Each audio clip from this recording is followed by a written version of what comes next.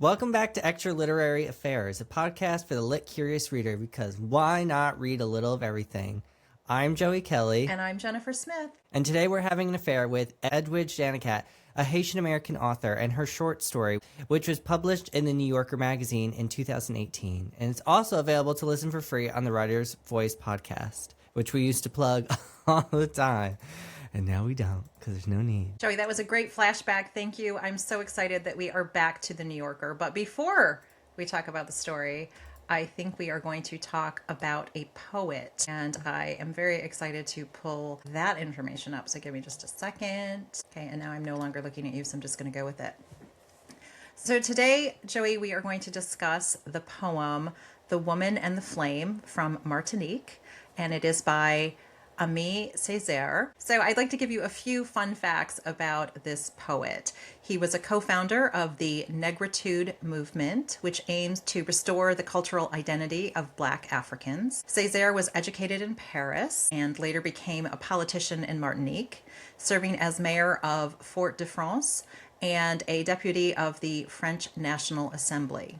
He joined the Communist Party from 1946 to 1956, viewing the struggles of Black people as part of the broader proletarian movement. Césaire found surrealism to be the most effective artistic expression for his convictions, using African imagery in his French poetry. His plays, such as The Tragedy of King Christophe and The Season of the Congo, are political dramas that explore themes of decolonization and the fate of Black leadership.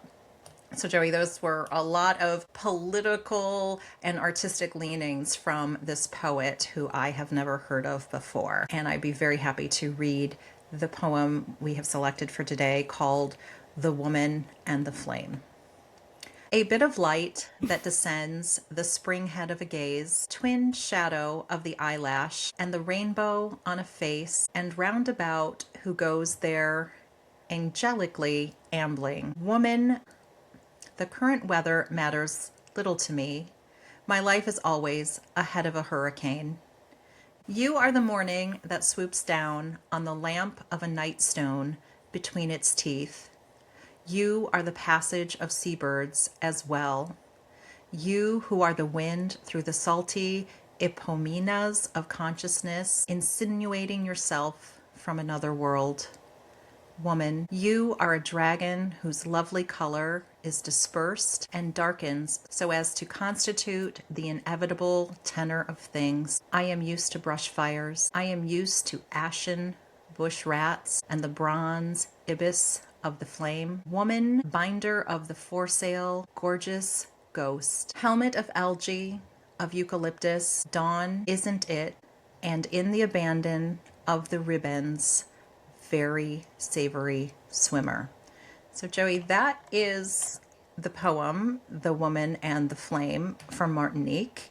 I am going to assume that if it was written in French, it had more musicality than I was able to give it in this reading. So, thank you for reading that poem. Okay, I'm so excited that we got to share different poets from the Americas. Okay, so some fun facts about the author was she was raised by her aunt and uncle in Haiti until age 12 after her parents emigrated to the United States without her, which happens. I feel like we've read stories about immigrants or by immigrants or a mix of both, where that happens kind of frequently, where parents or a spouse or something goes to a foreign country and then has to sort of like set up their life and send for others. She struggled to adapt to life in New York and used writing as an escape from the difficulties she faced. Her first published novel, Breath, Eyes, Memory, was originally her master's thesis at Brown University, so I guess it was good enough to publish as a book. The title of her story collection, Crick Crack, comes from a traditional Haitian call and response used to begin storytelling. And her novel, The Farming of Bones, is set against the backdrop of the real-life 1937 massacre of Haitians in the Dominican Republic. So just some fun little tidbits about the author. Joey, thank you for that. I had never heard of this author before, and I really appreciate the Haitian identity that comes through the story. The story we read is called Without Inspection, and I'd like to give just a brief description of the story for those who have not experienced it yet. Arnold, a construction worker, slips from his scaffold and safety harness and free falls 500 feet to a cement mixer below. As he falls, he thinks of his lover, Darlene, and her son Paris, whom he loves as his own. Arnold and Darlene met on a beach the morning that Arnold swam to shore as a refugee.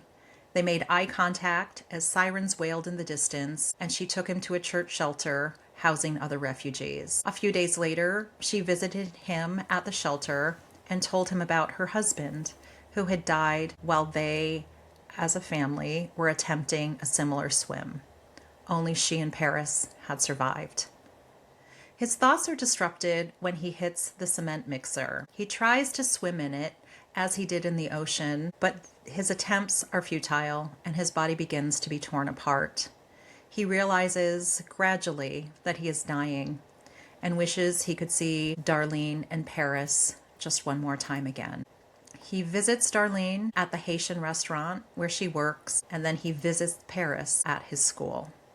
And obviously these visits are in his mind as he physically is still trapped in the cement mixer. Meanwhile, the construction site shuts down and the company issues a very bland corporate statement about Arnold's accident. Arnold dies and transcends, fluttering around Darlene and Paris.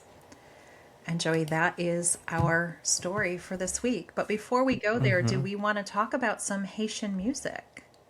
So, as now is our tradition for this month, I was going to bring up some different musicians. So, from Haiti, we had to talk about, obviously, from all my fellow millennials, Wyclef Jean, okay, of Fuji's fame, okay? Obviously, most millennials. Do you know who he is? I am Do you know going the to Fugees say are? I have heard the name. I have definitely heard of the band. Okay. If you put me on the With Lauryn spot and Hill, said, yeah. here's the $1,000 question, Jennifer, name a song, I'm going to have to say, yeah, Joey will tell you all about it right now. Pass. Yeah. Anyway, a lot of people of my age know about the Fugees. Lauryn Hill is from New Jersey. And then from Martinique, the most popular artist that I could find on lists, his name is DJ Glad. So listen to some of his stuff as well. Joey, what I would like to mention is that the author of the story that we are about to discuss is from Haiti and has embedded in the story lines of a Haitian song. And so I really did appreciate the musicality and looking up that song independently. And I think we'll probably talk about that later in the segment. Yeah, I looked it up because I was curious. Like, is this a real song? Because sometimes, authors could make stuff up, as they do, because the whole story is supposed to be made up. But it's a real folk song, so you can just look it up, listen to it. It's kind of long, but I think because it tells like an entire story, so it takes. I saw different lengths. Some of it was like 4 minutes, some was like 6 minutes, but it just depends which one you get. So, Jennifer, do you want to give us your initial impressions of this story? I would love to, Joey. So I didn't know what to expect from this story. I was so excited, like, yay, something from the New Yorker. We're back. I'm so excited. It was beautifully rendered. It was tragic. It starts out so swiftly bringing you into the action, stirring up all of these emotions. When we were talking about, oh, well, what do you want to talk about in this episode? Pick a couple of things. I'm like, Joey, I have a list of like 43 things I'd like to talk about. So I'm going to just brush up against the idea of there are so many larger issues in this 14-page story that it is hard to summarize all the nuance, the globalization, immigration, who is the family, what is your identity, who's to blame when things go awry, can a person be illegal? There was just so much what it means to grieve. We are, again, as we have stated earlier, we are celebrating commemorating, exploring the themes of different types of grief. And I think this story in particular gives us many different types of grief to investigate. So too long, didn't read, Joey. I'll give you my summary. It was too talky, didn't listen. I'm going to give you my summary. I think this was a very effective and beautiful story that has stayed with me since I've read it. And I'm very interested to hear how the story affected you. What did you like about it? I also really like this story, and I've never really heard of this author before. I think I've probably seen her books around, but I had never read from her before.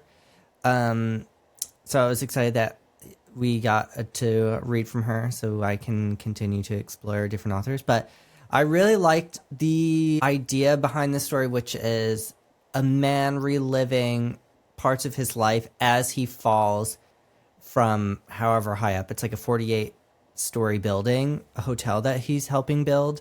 But we don't know what part of the building he's falling from, but it's probably pretty high. It's, he's falling for quite a while, it sounds like. Or I think it takes like 6 seconds or 6.5 seconds it takes 6.5 seconds for him to fall from whatever height he's at to the cement truck. Now, if you're a physicist, you could do the math on that. I am not good at math, so I'm going to leave someone else to figure that out. I saw someone, I don't know where I saw it actually, but someone said it was like maybe 550 feet high, but don't quote me on that because I have no idea. But I really just love the idea that is the parameters for when we get this story. It's in this very brief moment when he's falling, and of course when he is starting to sort of drown and be torn apart in this cement truck, and then when he is taken out of it, which he's already dead at that point. But I just really love that idea for a story. I don't think I've really read anything like that before, at least that I can recall. So I was really impressed by that premise. And I really just like the conversation and how topical the conversation still is. Obviously, like I said, this was published in 2018. And just last Friday, there was in a federal court to protect the TPS visas for 350,000 Asians that are currently living in the United States, which is good. That's a win, so that everyone can stay and be happy. So great job to those people. Awesome. Thank you, Joey. And one thing that I didn't mention that you brought up just when you were talking about the Haitian community being either welcomed or unwelcomed here in the United States, the fact that the author puts her native Haitian Creole language into the story at various pieces, it was very grounding. It did stamp us in a time and place that I felt very connected to the story, but also connected as an outsider. I was looking at a story that I could not relate to firsthand because my experience was so different to the way in which their lives were being conducted here in the US. Yeah, which is also why we're reading these stories, is to build those connections through fiction, sometimes nonfiction, but in this case fiction, because it is hard to imagine what it might be like to go from a country like Haiti, which there's really good YouTube video, sort of documentary style video that really deep dives into why Haiti is facing its current crises at the moment and the history, like literally the history of the country going up to present day. So it's really interesting, and I think it gives a good idea of why people would want to flee Haiti, especially in their capital city, because of the extreme gang violence and just political turmoil. But anyway, we're not here to discuss current affairs in Haiti, But Joey, can I just tag on to what you just said? The fact that you did the research, you looked on the internet, you received some additional background information. It's very clear from what you told me. Haiti, Port-au-Prince, is not a safe place for the majority of the people who are there. So immigrants who take a chance on immigrating legally or illegally to the United States perhaps are thinking, out of two bad options, that one at least feels slightly safer. And we see in the context of the story, he survives the crossing. It gets washed up on the shore outside of Miami, somewhere on the coast, but he still meets a tragic death in a very violent way. So yes, I did leave my home country, but I also did not get to embrace the promise of America, that he had hoped for. Yeah, well, unfortunately, that American dream is all bullshit anyway. But Jennifer, who do you think the author intended this story to be for? So I'm hoping, because it was published in the New Yorker, there is a certain type of person stereotypically who reads stories from the New Yorker. So it is generally, I will say, people like me, right, who have the means to purchase the magazine, who has an interest in reading literature and fiction and being sort of in this intellectual space. That's my stereotype of people who read the New Yorker. But I think it was also a love letter of sorts to people from her community, to say we have this richness, this vibrancy of our spirit to want to have what every other person alive on the planet probably wants. We want to be loved. We want to have purpose. We want to have security. We want to have food. We want to make sure our children have opportunities for education. Like, it was very much for me a response to, oh, well, we're full. We don't need immigration. Like, you guys go back to where you came from, Joey, because it reminded me, because in the story she talks about the Cuban, he had to assume a name because he had falsified documentation. So he has a, Ernesto. yes, he has a Ernesto Fernandez or something in that vein. And the Cubans are like, dude, you are not a Cuban. So I don't know who you're trying, and we don't ask questions around here, but you're not one of us. And they were talking about these differences, the globalization, because he had grown up around various ethnic groups and languages, he could sort of hang in a loose way with lots of different people. And I often am drawn to, who is the story for? I believe she is writing this as a story for middle America as well, to say, it's very easy to not see the children who are washed ashore dead. You are very easy to look away from immigrant populations that are getting arrested and deported and possibly physically harmed by ICE. It's easy. You belong here, right? You already earned your place. You don't have to look at this. And the author goes so far to say, Arnold, who escaped from a very violent country, he was like, I should have done more. I should have tried to save the people who were on the boat with me. Why did I look away when I saw other people suffering? And I think there's that big question of, who's responsible? What is your personal integrity drawing you to do? And just a reminder that everyone has aspirations for peace, tranquility, love, fulfillment, friendship, great food, all of it. They're not that different. Joey, we started our podcast journey together a very long time ago with a story called We're Not So Different, You and I by Simon Rich. And this story... In the New Yorker? Yeah, in the New Yorker. And this has nothing to do with that story other than the theme of, hey, people, wise up. We're not that different, basically.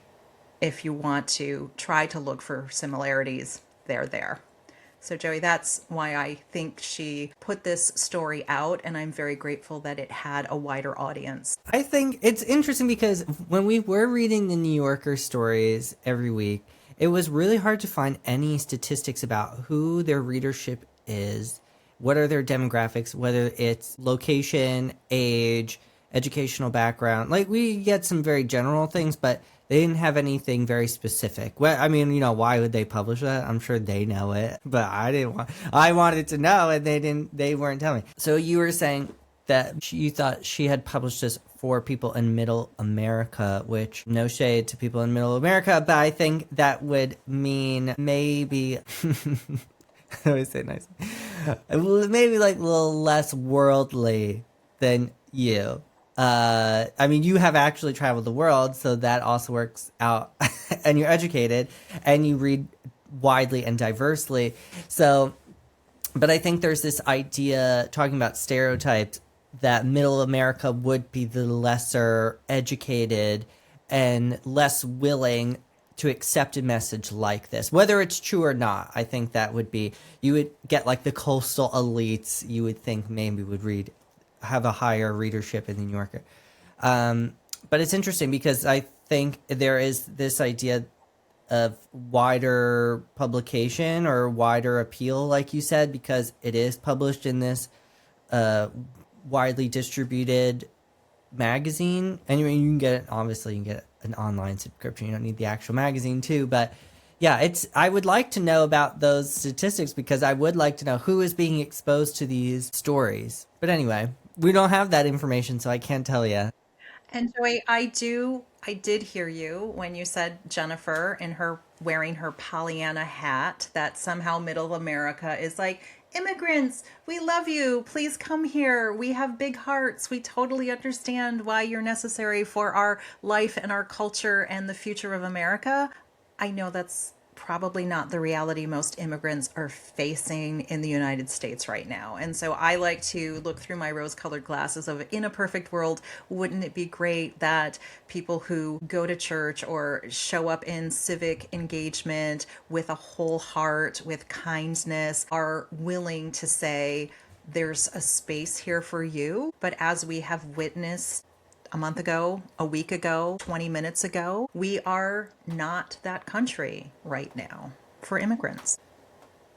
Yeah, especially because they mention Chrome, which is a detention center for immigrants in the United States, in Miami, which I don't know if it's close to this. Well, I don't think it's open anymore, but it was Alligator Alcatraz, which, like, you guys, somebody needs at least come up with a better name. But anyway, I don't know if that's still open anymore. But either way, both of these places are located in Florida, and Chrome and specifically, but also Alligator Alcatraz, which is like the most unserious name for the most serious thing, were accused of human rights violations for a myriad of reasons. I won't go into all of them, but yeah, I think we also get this reaction from the United States in this story as well. The reaction for the United States when Arnold washes up on the beach after he was dumped 2 miles out from shore, which that's a long swim. Okay. And obviously we know that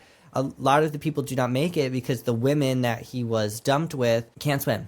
So they drowned because they were not even given any type of life preserver or nothing. They were just dumped and left to fend for themselves, in which case they could not fend for themselves. But anyway, so when Arnold washes up on shore, obviously everyone is exhausted. You were just out to sea for twice as the length of time. They were supposed to only be going for 2 days, and it took 4 days, and they ran out of water on day 2. And we don't know about the food situation, but we know that there was not fresh water. They had to drink their own urine, which this is now the second story that we've read that talked about that, being sort of stuck at sea. And they were drinking seawater, which obviously you can't drink seawater. That stuff will mess you up. So, but the U.S. reaction is to have like police and helicopters and sirens and cadaver dogs, because the idea is that they're not looking for survivors, or they're not hoping for survivors. They're looking for the dead to reclaim their bodies. And anybody that they do manage to catch that survived the trip, they're going to round up, send to places like Chrome or Alligator Alcatraz, and then well, currently, not in 2018, I don't think, but currently they would be sent off to countries that they are not from, like El Salvador or Ecuador. So I really like that we can sort of get this glimpse of the national reaction to human beings. Yes, and not losing sight, Joey, as you said, these are human beings who arrived on our shore not through traditional means, but they weren't doing it for fun. And I think that is the thing that a lot of people forget in the privilege that we have of being born here. I didn't have to make a choice. My family didn't have to decide, do we leave someone behind? Do we sacrifice someone to go to a new country? I didn't have to live those experiences. And so I think it's very easy to say, oh, well, doesn't apply to me. Doesn't really matter. It's not my family. It's like, yes, it wasn't your family, but at some point in history, you, my friend, were an immigrant to the land on which we are currently on. So it's like, at what point do you say, you're no longer welcome, but my 3 generations back or my 6th generation back of people who were also poor and took a ship and crossed the ocean and ended up at Ellis Island. Oh, we're totally legit. Like we're American Americans. And the new version of that is like, oh no, you guys don't count. You're illegal. That's not right. And I think the author made a beautiful point of having Arnold say when he is getting washed up on the beach and he was like, okay, I'm here. I'm not dead. Thank God I'm not dead. I can't get caught. I cannot go back. I cannot go back. I will do anything to not go back. And who does he see? He looks across the beach and he sees Darlene. And Darlene, for her own reasons, is there rescuing people to the way in which she could without risking her own life or the safety of her child. And I also thought that was a very big idea in the story of who rescues who really was giving the life-sustaining force here. What is the power of love? What is responsibility? How do you blend in? Do you take care of your own community first? So many questions, Joey. That's going to be the last thing you said. Yes, I think there is this broader conversation happening with that exact question because both Arnold and Darlene, to your point, have to make decisions for themselves because Arnold is coming off of, as I said, this 4-day journey, swimming 2 miles, is severely dehydrated, probably getting close to starving, if not starving, and he's physically exhausted where he can't even keep himself up. Like he makes it obvious that he couldn't do that. So let me just read the quote here. Why hadn't he dived back into the sea to rescue the others, or at least drag some of the corpses out? His own hunger and thirst, the weakness in his legs had made him fear drowning. If he went in again, his fear of being caught had made him crazy or selfish. So there is this almost survivor's guilt because even though some of them do survive, some of the other refugees survive the journey and the swim. But his first thought is, what is his body physically telling him to do? So there is this biological motivation for him to go with Darlene and take care of those needs first. Because what is he honestly going to do if he sees someone, 1,000 feet out and off the shore? Even if he's a strong swimmer, in his physical state, he is not going to be able to help. And Darlene makes a point of saying, like, I can't go in there and get them. I can't swim to them because when you're in that state, you're going to, flail around. And if anyone's ever been a lifeguard, I've not been a lifeguard before, but I am a strong swimmer. So I understand that if you're on the brink of drowning or you're fearful of drowning, you're going to want to use that person as a physical safety device or a flotation device and prop yourself up on them and accidentally drown them in the process. So I think it's really interesting that we get this dichotomy because there is a lot of guilt that I think they both feel, but they both have to make peace with that because they don't have a choice. It's like, save if you can, but if you can't, you do have to be not selfish, but mindful that you do have needs as well and that those are still valid. Joey, it takes me to the idea of like when you're on a plane, they say put your own face mask on first before trying to help your neighbor. That when Arnold washes ashore, he was like, I can't get caught. I need to do whatever it is to make sure that my physical integrity stays here in the United States. Darlene's like, hey, I can help you out. Come stand next to me. We're going to walk away and look like we're a couple, right? She's sort of using these camouflage, hiding in plain sight. It'll look like we both belong here. If whatever happens to us, she said, our fates were entwined in that moment. Because if somebody asked for her papers, guess what? She doesn't have any either. She's putting herself at risk every time she goes to an active site where immigration officers are waiting to scoop up people who have come in from this. And Joey, back to your point just very quickly, she makes that beautiful statement of, I need to stay alive for my son. I will do what I can, which is showing up feet on the ground, not getting in the water, helping who I can to take them to safety. She doesn't take them home. She doesn't generally date them. She doesn't do anything. She was like, I can be, he said, Arnold was feeling pretty proud of himself. He's like, yeah, this lady, she picked me. This is great. And then she's like, where am I dropping you off? And he's like, say what? This isn't a thing? And she's like, no, I don't bring people home. I'll be happy to drop you off. And he's like, she's a taxi. she's not my knight in shining armor coming here. She literally is a taxi. And then he feels guilty. He was like, oh, but what about those other guys who are waiting on shore? Like, she has a big car. She has a whole case of water here. Like, I could have helped them. And she's like, we got to go. There's no backwards. There's only forward. And I thought that was really interesting. The life you save might be your own by not going back to help someone. Yeah, I think this is a good story for our theme of the month. I almost said the year. We're not exploring grief for a year because that would not be fun. It would not be We fun. need a break.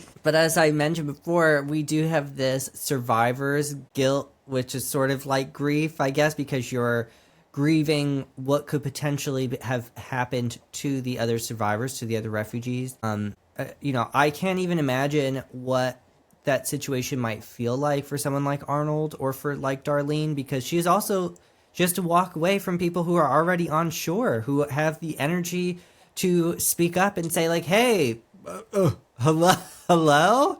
But I totally understand why, as we've been discussing, why she has to do that. She can only save one. She can only be convince people that she has one husband, at least at least here. Okay, there could be, maybe if they washed up in Utah or something, she could say she's polygamous. But I'm just curious, what other types of grief do you feel like you saw in this story? So, Joey, I would like to go with firsthand grief that Darlene is actively mourning her husband, who she lost through drowning when they landed outside of shore. When they were coming to the United States. So there is the death of a physical person. She also says that a part of her died.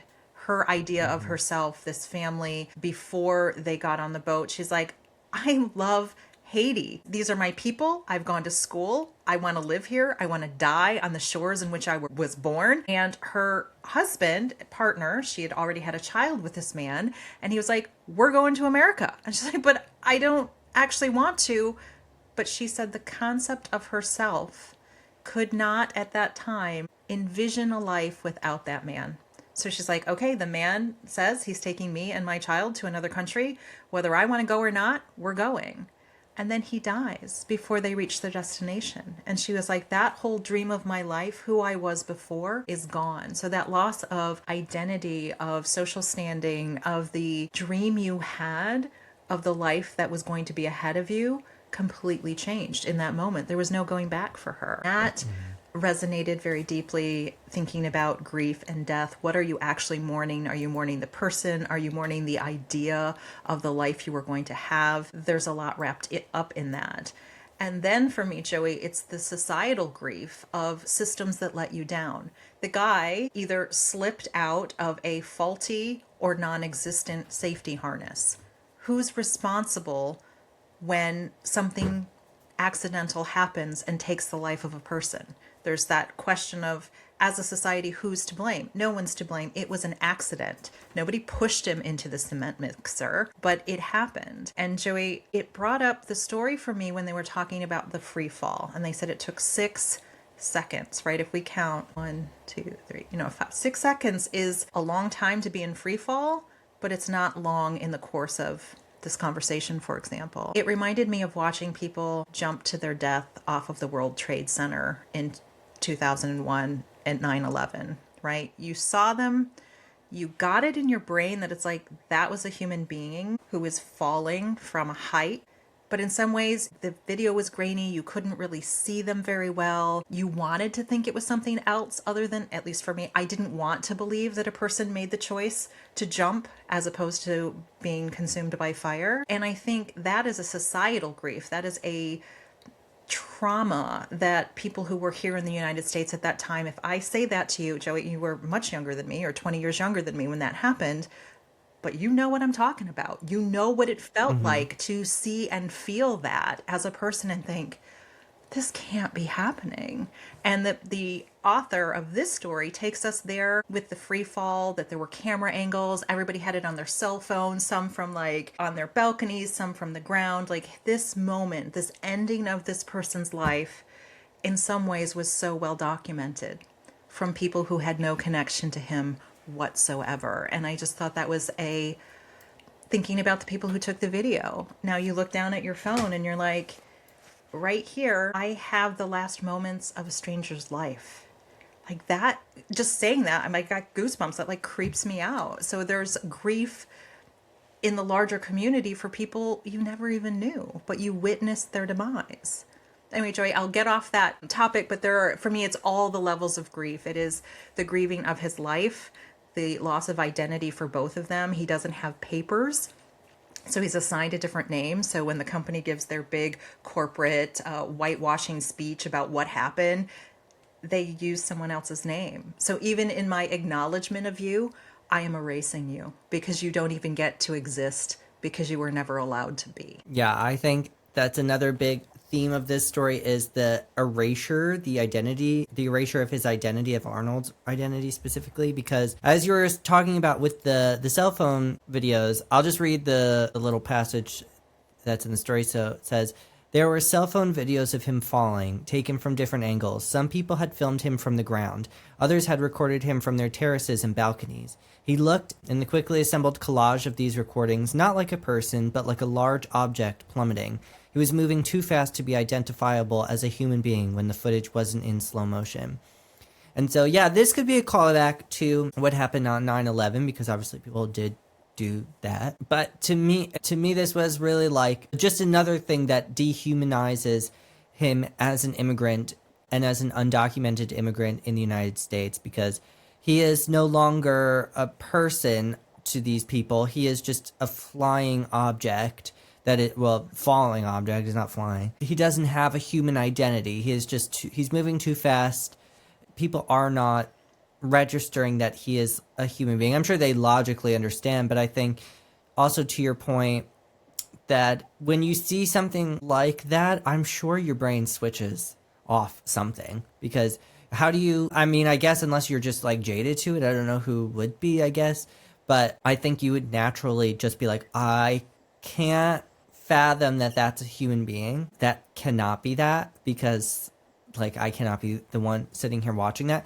And there is this real morbidity about these people possibly keeping this video on their phone indefinitely. Like what are you going to do with that? I think we're in the age, and certainly in 2018 when this is published, we're in the age of everyone records everything and posts it on social media.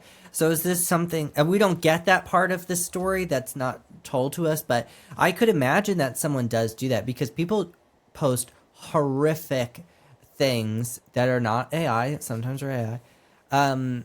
Obviously AI is not the issue in 2018, but there are times where I'm like, why is this on social media? I don't want to watch this horrible thing, and I don't. I just scroll past it, and then I will, if it's bad enough, I will block that person so I never get them again. But there's this real need for people to document something, and I think there's this relationship in the story between the need for recording something and his lack of record as someone in the United States. Because one of the most tragic parts of this story for me is that his final moments, he's not even given his true name. We don't know his last name, but we know his name is Arnold. So he's called Ernesto Fernandez, as you said earlier. And he doesn't get to hear his actual name. And that feels like such a horrible, this is a horrible way to go. Okay, this is not my top 10 or top 5. It's not the top anywhere.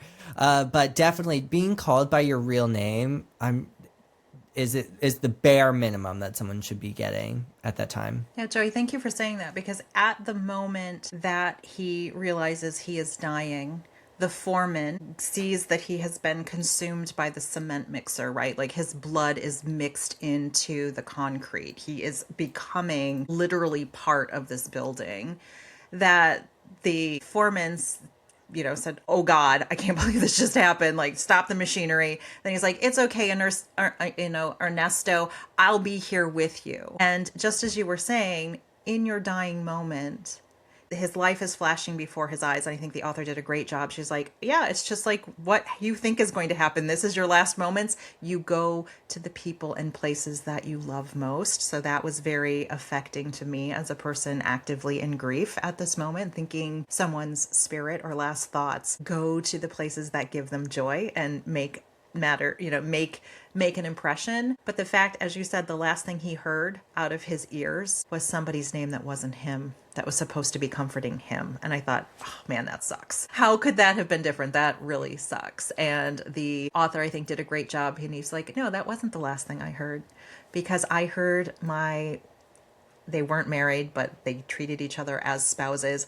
I heard my wife singing, and I watched my adopted son making paper airplanes and kind of shooing me away from me whispering in his ear. And I thought that was just a beautiful reminder of the humanity of all people to be connected and want the same things. And in the moments of your death, I don't know what happens, but I'd like to imagine that you do flip through the high points and all the things you loved about your life in the 6 seconds you have before you're gone. Yeah, that would be nice. I don't know.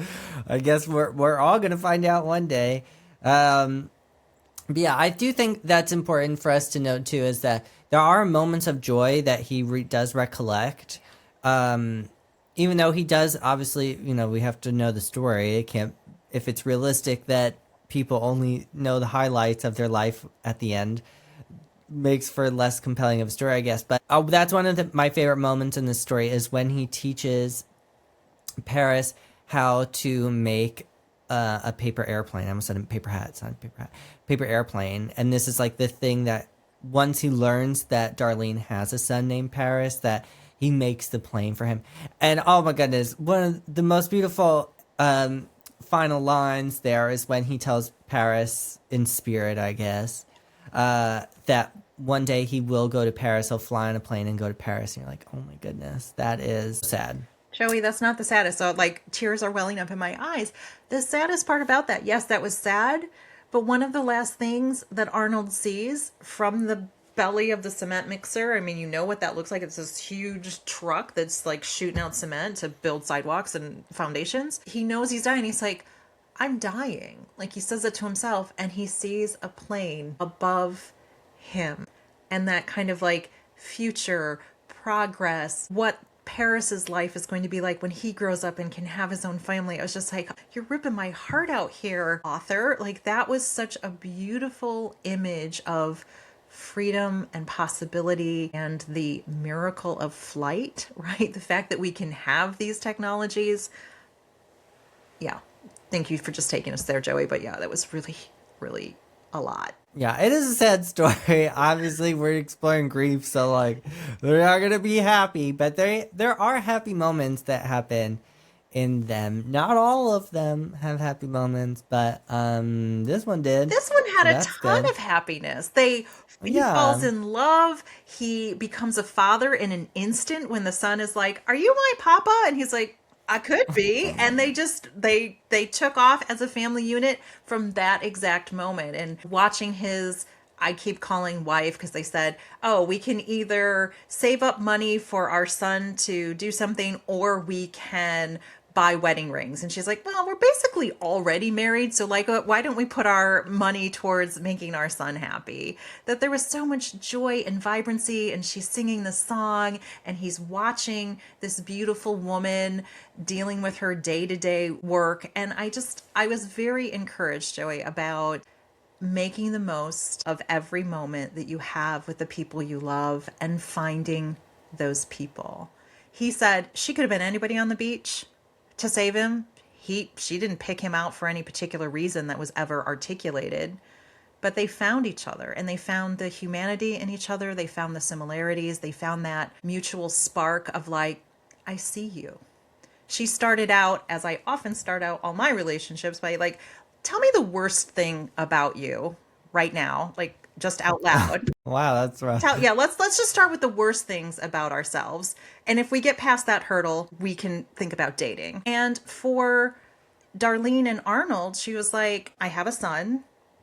he has some sort of learning disability or some type of mental disability that occurred as a result of the trauma he received when they landed on the beach and they lost the dad. So it's like, I'm a widow, I'm illegal, I have a son who has a significant impairment that we will deal with.